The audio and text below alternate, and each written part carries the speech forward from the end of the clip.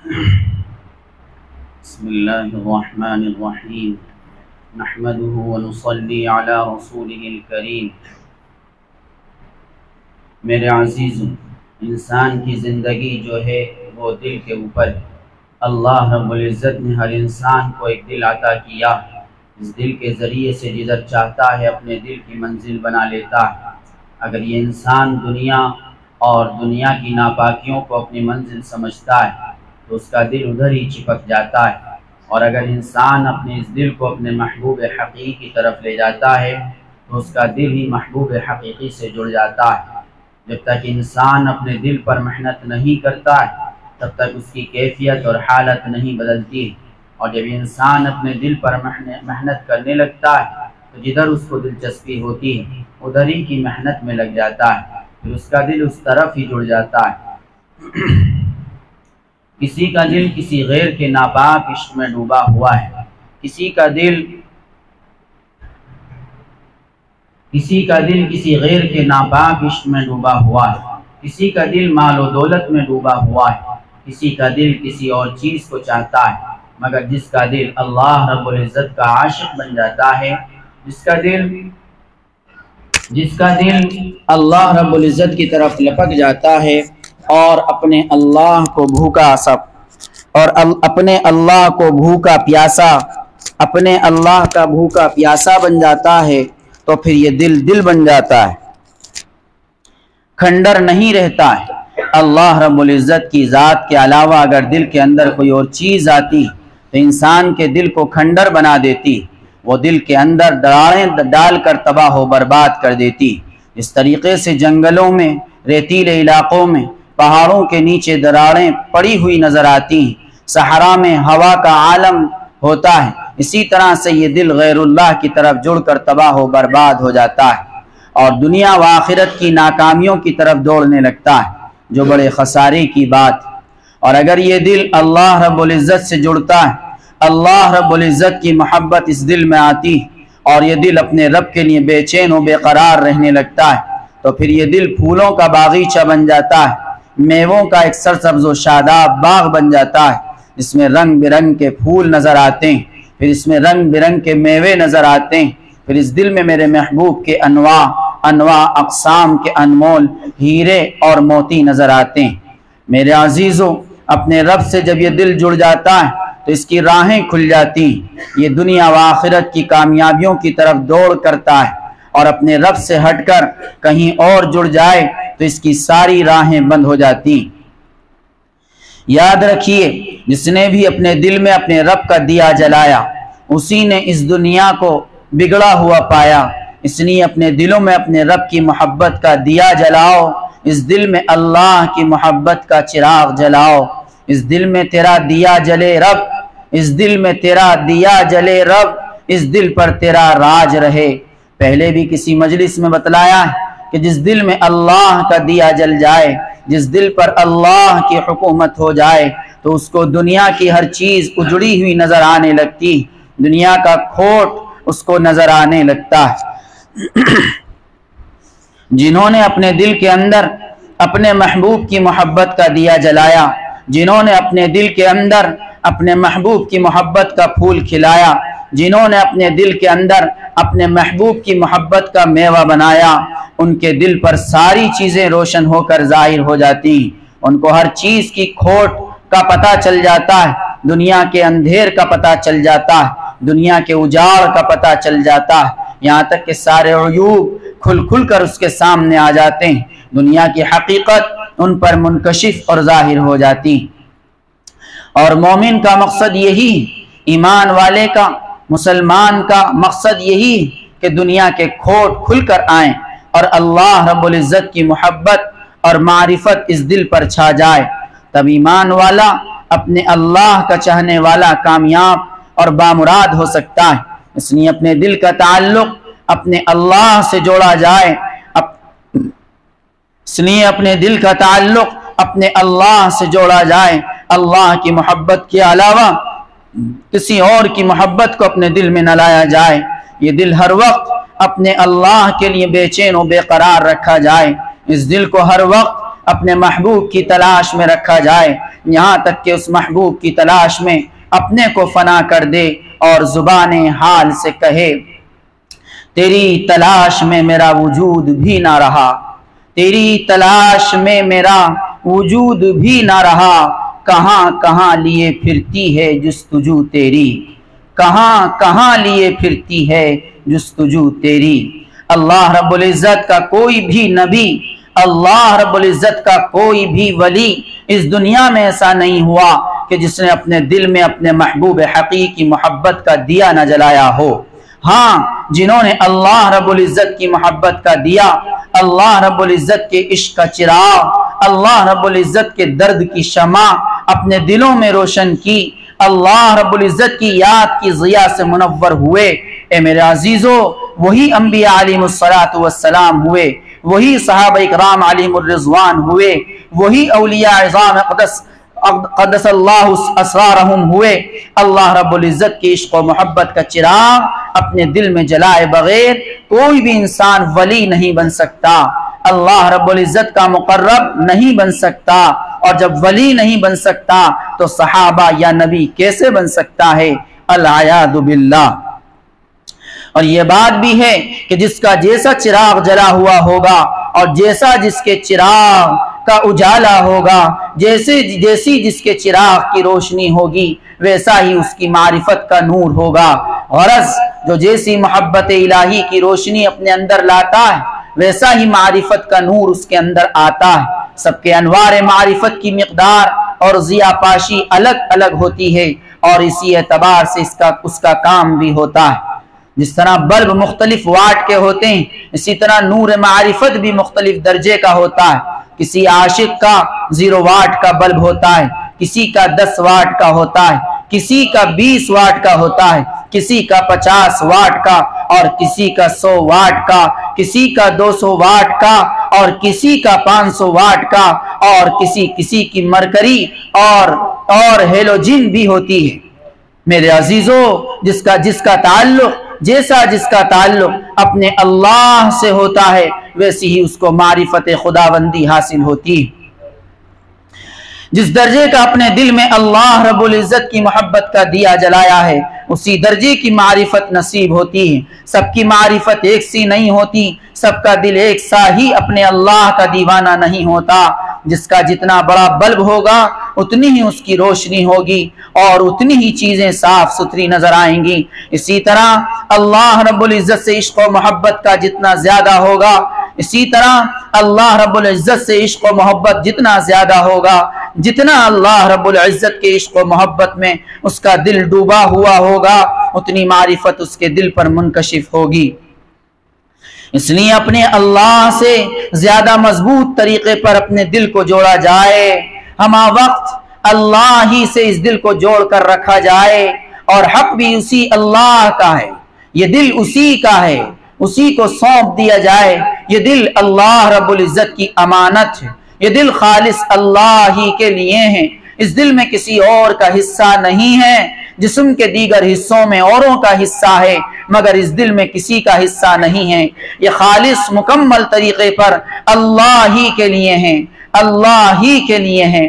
جسم کے اندر جوانی میں ماں کا حصہ ہے، باپ کا حصہ ہے، بیوی کا حصہ ہے، کمائی میں مال و دولت میں اور چیزوں میں دوسروں کے حصے ہیں، جسم کے اور جوڑوں میں دوسروں کے حقوق ہیں، مگر اس دل میں کسی کا حصہ نہیں ہے، اس دل میں کسی کا حق نہیں ہے، نہ ماں کا نہ باپ کا۔ اس دل میں نہ ماں باپ کو اجازت ہے، نہ بیوی بچوں کو اجازت۔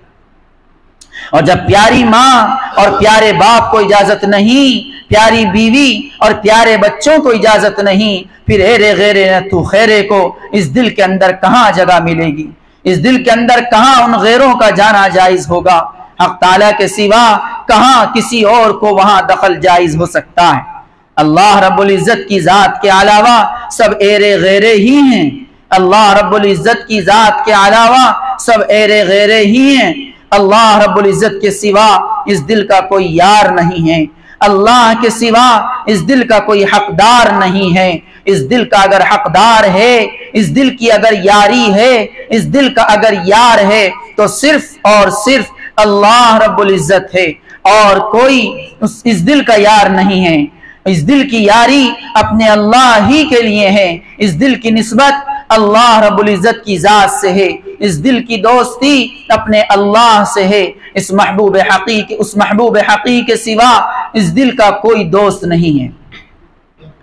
جنہوں نے اپنی یاری اپنے اللہ سے کر لی، جنہوں نے اپنی دوستی اپنے اللہ سے کر لی، جنہوں نے اپنا یار، اپنا دوست، اپنا دیدار، اپنی منزل، اپنا مقصود، اپنا رب بنا لیا اپنے اللہ کو، اے میرے عزیزو بڑے خوش قسمت ہیں وہ لوگ، اولو العزم میں سے ہیں وہ حضرات، دارین میں باسعادت اور بامراد بھی وہی لوگ ہیں۔ تو جس نے اپنے دل میں اللہ کی محبت کا دیا جلایا، اسی نے اس دنیا کو جڑا ہوا پایا۔ میرے عزیزو، جنہوں نے اللہ رب العزت کی محبت کا چراغ اس دل میں روشن کر لیا، وہی اس دنیا کے عیبوں کو پہچان سکتے ہیں، ورنہ انسان اس دنیا کے عیبوں کو نہیں پہچان پاتا ہے۔ دنیا کی گندگیوں کو انسان اچھا اور عمدہ پانی سمجھنے لگتا ہے، حالانکہ وہ نالیوں کا گندا پانی ہے، حالانکہ وہ نالیوں کا گندا پانی ہے۔ مٹی کے تیل کی بدبو اور بدبودار چیزوں کو، تیزاب کو وہ دودھ اور جوس سمجھتا ہے۔ اگر وہ ان چیزوں کو پی لیتا ہے، نوش کر لیتا ہے، تو جس طریقے سے تیزاب سے دل پھٹ جاتا ہے، جس طریقے سے مٹی کے تیل سے انسان ہلاکت میں پڑ جاتا ہے، اسی طریقے سے ان ناپاک اور گندی چیزوں کو جن کو وہ دودھ اور جوس سمجھے ہوئے ہے، پی کر وہ انسان تباہ و برباد ہو جاتا ہے۔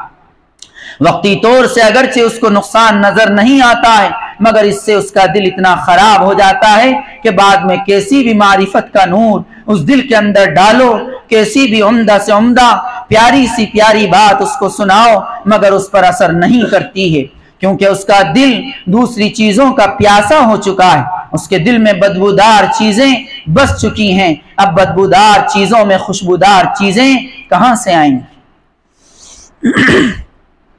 اے میرے عزیزو، رب کا کرم ہے کہ اس نے ہمیں اپنا بنایا ہے، رب کا شکر ہے، رب کا احسان ہے کہ اس نے ہمیں اپنی فکر دی ہے، جیسی بھی کچھ ہے بہرحال الحمدللہ ہے، اور یہ ہے رب کے کرم ہی کی بات، رب کی عنایت کی، رب کی بخشش کی بات ہے۔ اس نے ہمیں اپنی نسبت سے اپنی فکر میں یہاں بیٹھنے کی توفیق دی، اور یہ بھی رب کے کرم کی بات کہ آپ لوگ دور دراز سے آتے ہو، ہری نور پور سے آئے، مراد آباد سے آئے، دہرادون سے کئی موٹر سائیکل سے آئے، چندی گڑھ سے آئے، کھنہ منڈی سے آئے، دہلی سے آئے، اور کہاں کہاں سے آئے، کس لیے آئے؟ اسی محبوب کی محبت کی وجہ سے، اس رب کی محبت کی وجہ سے آئے، اسی رب کی محبت نے ہمیں یہاں لا کر بٹھا دیا۔ میرے عزیزو، ہمارا یہ بیٹھنا کوئی فضول نہیں ہے، ہمارا یہ بیٹھنا کوئی فضول نہیں ہے، غنیمت جانو اس بیٹھنے کو، غنیمت جانو اللہ کی رضا کے لیے ایک جگہ جمع ہو جانے کو، غنیمت جانو اللہ کے ذوق اور شوق میں جڑ جانے کو۔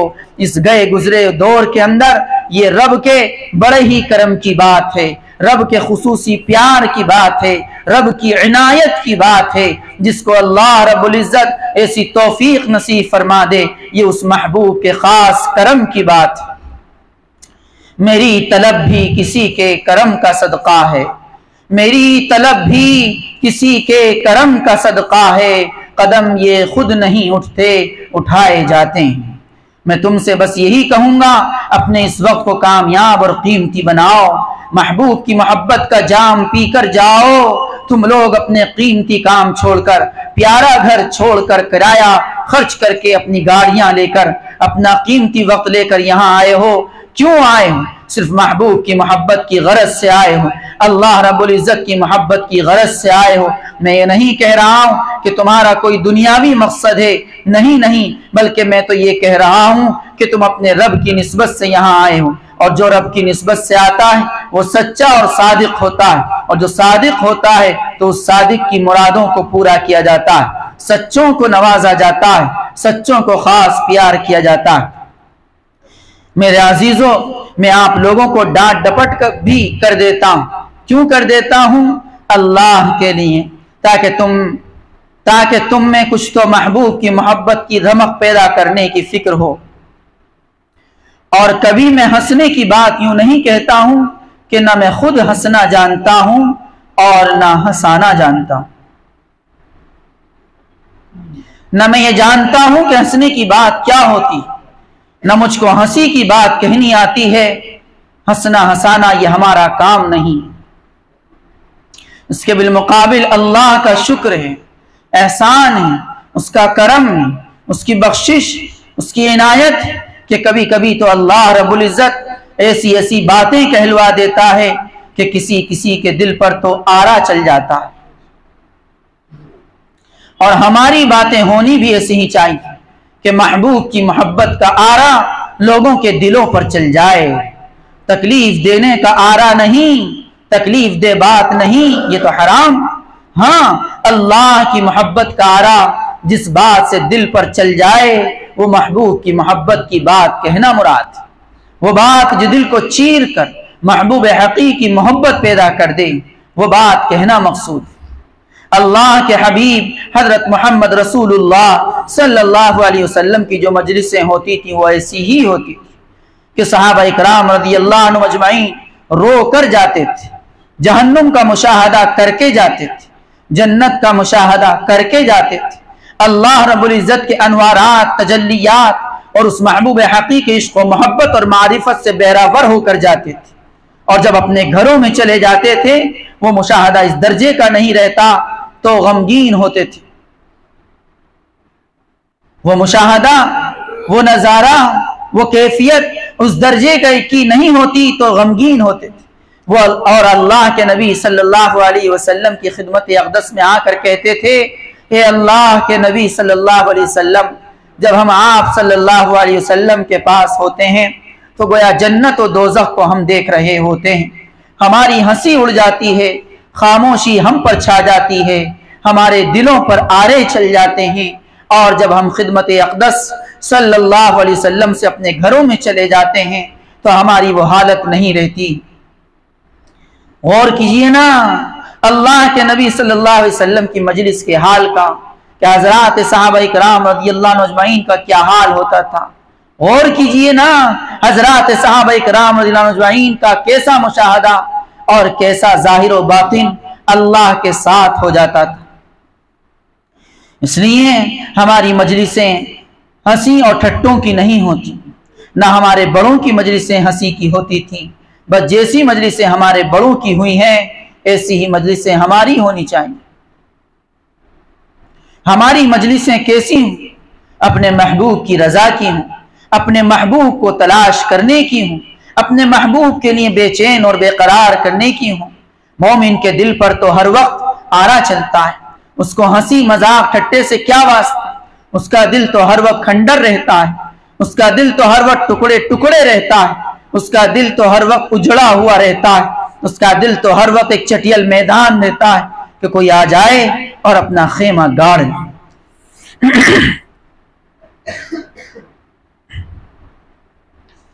ارے وہ محبوب حقیقی اپنی محبت کا خیمہ گاڑ، وہ محبوب حقیقی اپنی محبت کے پودے لگا دے، وہ محبوب حقیقی اپنی معرفت کے پھول کھلا دے۔ مومن کا دل ہر وقت اپنے محبوب حقیقی میں بے چین رہتا ہے، اور اس لیے رہتا ہے کہ وہ محبوب حقیقی اس دل میں اپنا بسیرا کر لے۔ ہاں، یہ مومن کا کمال ہے، اس کی سوچ بڑی اچھی ہوتی، مومن کی پیاس بڑی اچھی ہوتی، مومن کی بھوک بڑی اچھی ہوتی، اس کی پیاس بھی اللہ کی ذات، اس کی بھوک بھی اللہ کی ذات، اس کی سوچ بھی اللہ کی ذات، اس کا کلام بھی اللہ کی ذات، یہاں تک کہ اس کا سب کچھ دیکھنا اور سننا سب کچھ اللہ رب العزت کی ذات کے لیے ہوتا ہے۔ مومن کی ہر چیز بڑے کمال کی ہوتی، مومن کی ہر چیز بڑی سلیقے کی ہوتی، مومن کا ظاہر و باطن بڑے نکھار والا ہوتا، مومن کی ہر چیز بڑی سنواری ہوئی ہوتی۔ اس لیے میں تم سے کہتا ہوں اپنی ہر چیز کو سنوارو۔ میرا دل یہ کہتا ہے کہ تم میں سے جو کوئی بھی اپنے اللہ کی نسبت سے یہاں آتا ہوگا وہ ضرور بہت کچھ مالا مال ہو کر جاتا ہو۔ سچ بتلا رہا ہوں، اللہ رب العزت کی نسبت ایسی دولت عظیمہ اور نعمت عظمہ ہے کہ جو بندے کو مالا مال کر دیتی۔ اور میں بار بار کہتا ہوں کہ میرے پاس اگر آؤ تو میرے رب کی نسبت سے آؤ، میرے پاس اگر آؤ تو میرے رب کی نسبت سے آؤ، میرے رب کی تلاش کے لیے آؤ، میرے رب کے لیے بے چین و بے قرار ہونے کے لیے آؤ، میرے رب کی بھوک اور پیاس حاصل کرنے کے لیے آؤ، پھر انشاءاللہ تم فائدے میں رہو گے۔ مجھے امید ہے کہ آپ لوگ اتنی دور سے لمبے لمبے سفر طے کر کے آتے ہیں تو تمہارے سفر میں آنے جانے میں ضرور صداقت ہوگی، اور جن میں صداقت ہوتی ہے ان پر بخشش ہوتی ہے، ان پر انعامات ہوتے ہیں۔ آج دیکھ لو اللہ والوں پر لوگ کتنا خرچ کرتے ہیں، کتنا کھلانے کی کوشش کرتے ہیں۔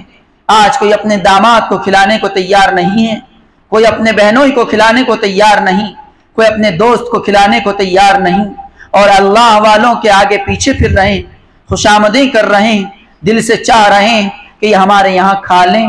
یہ اللہ کی نسبت ہی تو ہے، یہ اللہ کے تعلق ہی کی تو بات ہے۔ میں تو ان چیزوں کو اللہ کی محبت ہی سمجھتا ہوں کہ اللہ کی محبت ہی کی وجہ ہے جو لوگ جوق در جوق آتے ہیں، دور دور سے آتے ہیں، اللہ کی محبت کے لیے اپنے علم کو، اپنی عقل کو، اپنے فہم کو خرچ کرنا فخر سمجھتے ہیں۔ یہ جو ہماری خانقاہ سے اللہ رب العزت کی عشق و محبت اور درد کی باتوں کو شائع ہونے کا سلسلہ کتابی شکل میں بحمدللہ جاری ہے، یہ علم و فہم کے خزانے لٹانے ہی کی تو بات۔ میں دل سے دعا کرتا ہوں اللہ رب العزت ان کے علم و فہم اور عقل کو مضبوط بنا کر اپنے عشق و محبت اور اپنی نسبت کے تعلق سے مالا مال فرمائے۔ کتنے خوش قسمت ہیں وہ لوگ جو اللہ کے لیے اپنا علم، اپنا پیسہ، اپنا جان و مال خرچ کرنے میں فخر سمجھتے ہیں، اور ہمارا جان مال جو کچھ بھی ہے وہ اللہ ہی کا ہے۔ اگر یہ اللہ کی راہ میں خرچ ہو جائے تو ہمیں فخر ہونا چاہیے، اس پر شکر ہونا چاہیے کہ ہمارا علم، ہماری جان اللہ کی راہ میں خرچ ہو گیا۔ حق تو یہ ہے کہ ہماری سب کچھ اللہ ہی کے لیے ہو جائے، اسی کے نام پر قربان ہو جائے۔ الغرض ہم اللہ کے غم کا ماحول بنائیں۔ رسول اللہ صلی اللہ علیہ وسلم ہر وقت مسلسل غمگین اور فکر مند رہتے تھے۔ ہنسی مذاق ٹھٹوں سے ہم پرہیز کریں۔ ہمارے گھروں کا ماحول ہنسی مذاق ٹھٹوں والا نہیں ہونا چاہیے۔ ہنسی مذاق ٹھٹوں سے دل مردہ ہو جاتا ہے، اور رونے سے دل جاگ جاتا ہے، رونے سے دل میں جان آ جاتی ہے۔ اس لیے اللہ رب العزت نے ہمیں اپنے مقدس کلام میں حکم دیا ہے فَلْيَضْحَكُوا قَلِيلًا وَلْيَبْكُوا كَثِيرًا، کہ ہنسو کم اور رو زیادہ۔ بس ہمارے کام ہنسی مذاق اور ٹھٹوں کے نہیں ہونے چاہیے، اللہ کی محبت میں رونے والا دل ہمارے پاس ہونا چاہیے۔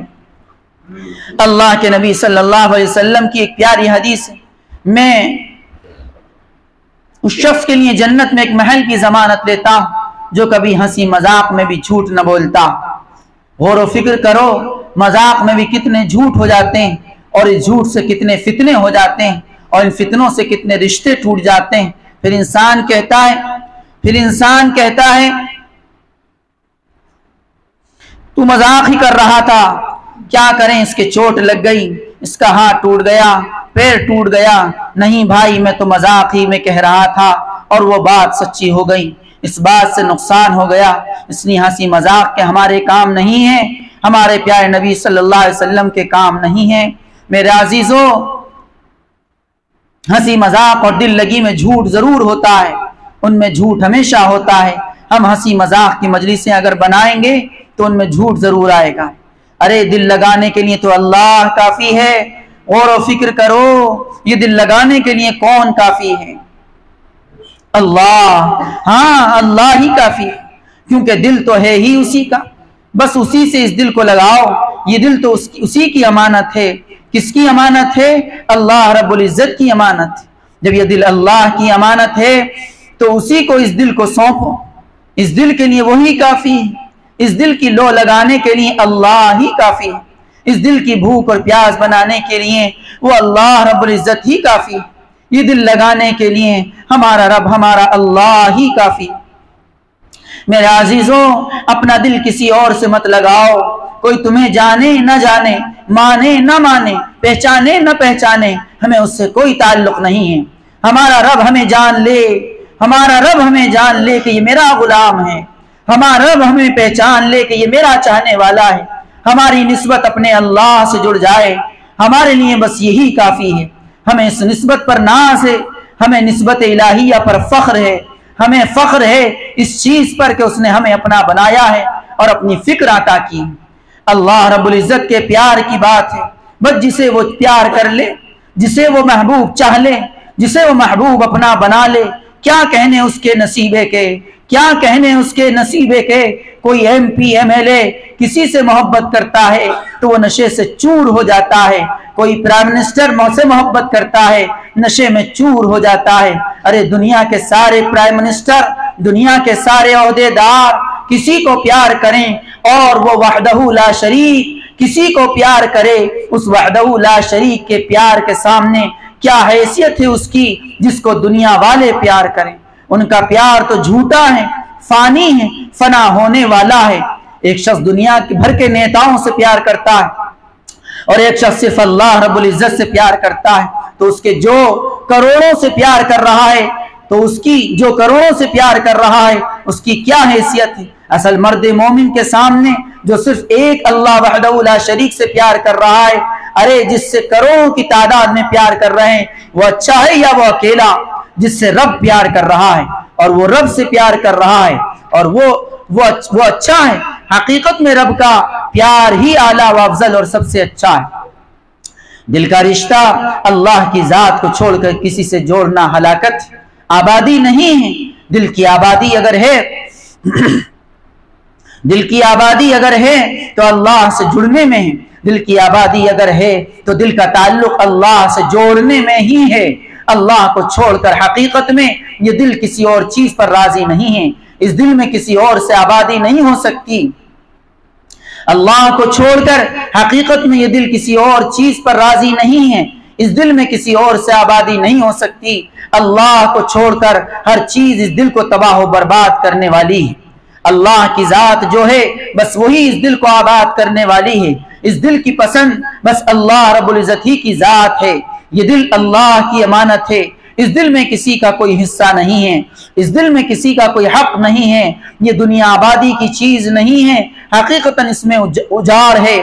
میں نے ابھی کہا تھا جس نے اس دل کا دیا جلایا اسی نے دنیا کو اجڑا ہوا پایا۔ جاگو جاگو اللہ کے پیارو، جاگو جاگو اللہ کے پیارو، رب سے اپنے دل کو لگا لو۔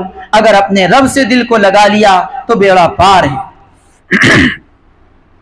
یہ دل اگر رب سے چپک گیا تو بیڑا پار ہے۔ اگر ہم نے جاگ کر بیدار ہو کر زندگی گزار لی تو ہم کامیاب اور بامراد ہیں، باسعادت۔ جاگنا اور بیدار ہونا کب ہے؟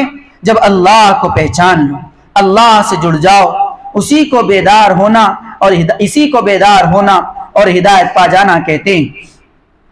اور اللہ سے دور ہو جانا گمراہ ہو جانا ہے، سو جانا ہے، بھٹک جانا ہے۔ بیدار ہو جاؤ، اپنے قلوب کو بیدار کر لو، اپنے قلوب میں اللہ رب العزت کی محبت کا چراغ جلا لو، پھر یہ دل آباد ہونے والے بن جائیں گے۔ اور آباد ہو جانے سے اس دل میں کتاب عشق کھلتی، اور آباد ہو جانے سے اس دل میں کتاب عشق کھلتی۔ کون سی کتاب عشق ہے؟ وہ کتاب عشق کہ جس کے اوراق کی کوئی انتہا نہیں۔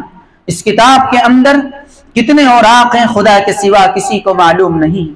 جو انسان اپنے محبوب کی معرفت میں غوطے لگاتا ہے، یوں اس دل کی کتاب کے اوراق بڑھتے چلے جاتے ہیں، یہاں تک کہ اس کی زندگی وفا کر دینا چھوڑ دیتی اور اس دل کے اوراق پورے اور ختم نہیں ہوتے ہیں۔ میرے عزیزوں، غور و فکر کرو، یہ دل اپنے اللہ سے جوڑ کر دیکھو، پھر وہ کتاب بھی نظر آ جائے گی جو اللہ رب العزت نے اپنے عشق و محبت کی کتاب چھاپ کر ہر بندہ مومن کے دل میں رکھ دی۔ پھر تم اس کتاب کو پہچان لو گے کہ اس میں کیا لکھا ہے، اس کتاب کے پڑھنے والے بن جاؤ گے۔ پھر تم اس کو بھی پہچان لو گے کہ کس پاک ذات نے یہ کتاب چھاپ کر دل میں رکھی تھی۔ پھر تم اس کو بھی پہچان لو گے کہ کس پاک ذات نے یہ کتاب چھاپ کر دل میں رکھی تھی۔ اللہ تبارک و تعالی عمل کی توفیق عطا فرمائے۔